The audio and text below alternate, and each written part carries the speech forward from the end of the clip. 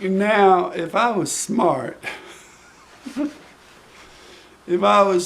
would have used this method for the last 4 or 5 years, trying to learn how to play ukulele.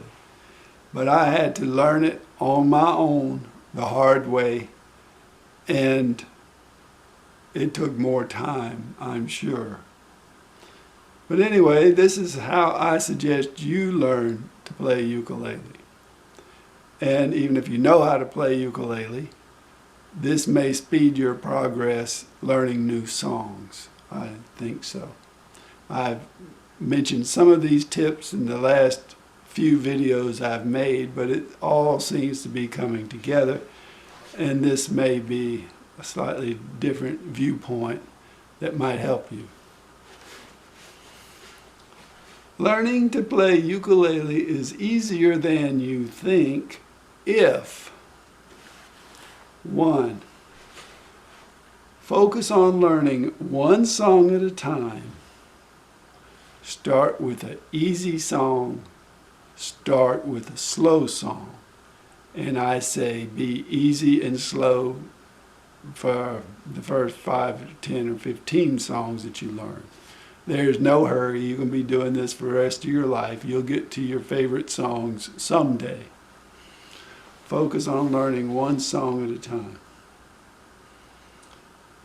2, use one set of chords and one strumming pattern or finger picking method, if that's where you're going and what you're doing right now, for 5 songs at a time. Don't just keep switching back and forth from different chords and strumming patterns and finger picking methods. Stick with one. Use it 5 times, same 5 chords. You will learn the songs much faster that way. And it'll be easier. You'll have 5 songs under your belt, and then you can choose a different strumming pattern or finger picking method. So, that's number 2. Number 3. Master the chords and chord changes first. If you're using C, G7, and F, be sure to be able to go from C to G7 to F, or whatever the chord sequence is in the song. Practice that until you can make those chord changes really easily. There's no point in worrying about the strumming pattern until you can make the chord changes. And I knew a person who couldn't do F. So, if you can't do F, you better choose another song that doesn't have it in it, or stick with it until you get it. You'll eventually have to learn F. But anyway, practice your chord without music, by the way, until you can make the chord changes easily. Once you feel good about the chords, and by the way, as you master each one of these steps that I tell you about, when it comes to applying them with other things that you learn, you'll find that you lose a little bit of your proficiency. That's okay. You have done what you could, and it will work out. You don't learn how to strum and then learn how to sing a song and then instantly put it together. Unless you're a genius. I certainly don't. But if you work on each step and get it learn it a little better, be able to do it really good, and then go to the next step, you will be okay. So the 4th step is to master the strum. Be able to do the strum if it's a thumb strum. Be able to play it with C, and then after you can do that nice and smoothly, G7, F, back to C. Whatever your song calls for, be able to do the strum or finger picking method. If it's finger picking, it might be this. You got C, G7, and F.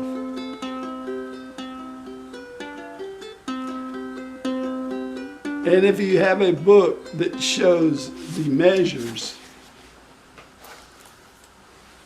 a book like this, you will actually know how many times that you play your method, how many strums to make, or finger picking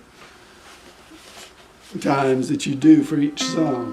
Like for Down in the Valley, the first measure has no chord at all. So you sing down in the valley, valley so low.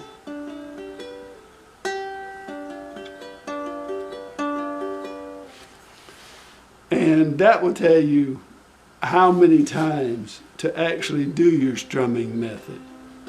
And you really need to understand that to be able to play. So unless you can hear it somehow or listen to the music and then later get your strumming pattern in sequence, I have to see by measure which strumming pattern I'm doing or how many strums to do. And it tells you right there by looking at the measures, there'll be two of them where there's no singing at all. Hang your head over, hear the wind blow. So, master the strum. Be able to do it with the C chord first, then practice changing from chord to chord as if you were playing the song.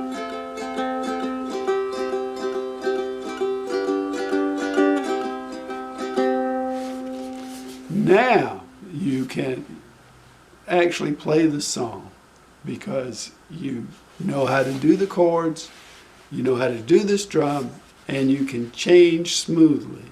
So basically you should be able to play the song.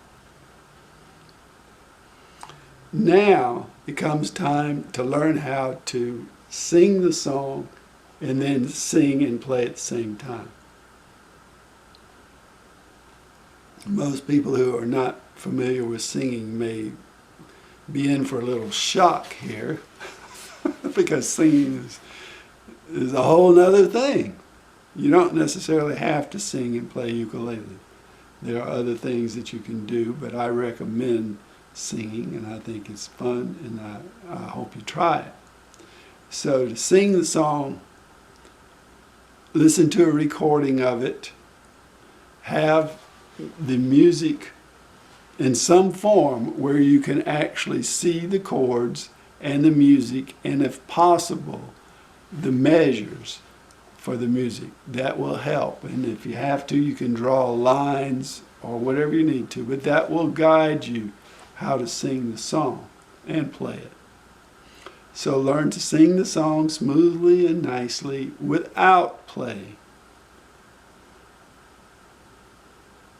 Do whatever it takes. You don't have to expect perfection, especially in the early days. And sing it. Now, the last step is to sing and play ukulele at the same time. Again, if you chose slow songs, you'll be a lot better off, and you can always keep your voice low. The lower your voice, the better it'll probably sound, especially in the beginning.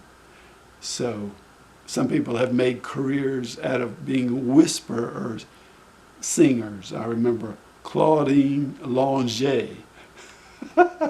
You ought to hear that. Look her up back in the 60s. And whispering Bill Anderson. So you can sing softly, and that's okay, and you may sound better that way. But to sing and play, your goal, and this is something that I had to learn and is very important. Your goal is to keep the strumming pattern very consistent. Whatever the strumming pattern is, it should be consistent. It doesn't change with your voice, and it's just a very steady thing. So you want to keep that consistent. And when you start to sing, you'll find it like learning how to juggle. It's not particularly easy. It certainly wasn't for me. You may find it easy, but I haven't. Some songs I can do it very easy. If I know the strumming pattern, like a down-up strumming pattern, I can look at any song and be able to play that. That's not as difficult as strumming patterns that require you to do different things.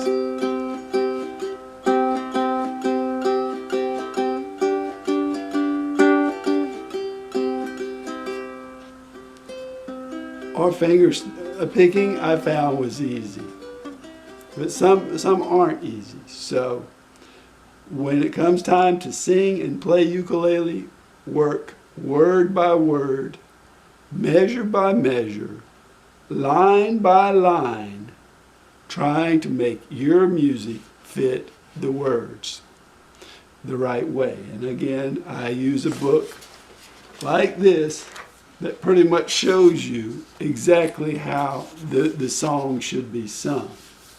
You don't necessarily have to follow this exactly, but it shows you where the words are actually pronounced here and how the chords go. So a book like this is very helpful.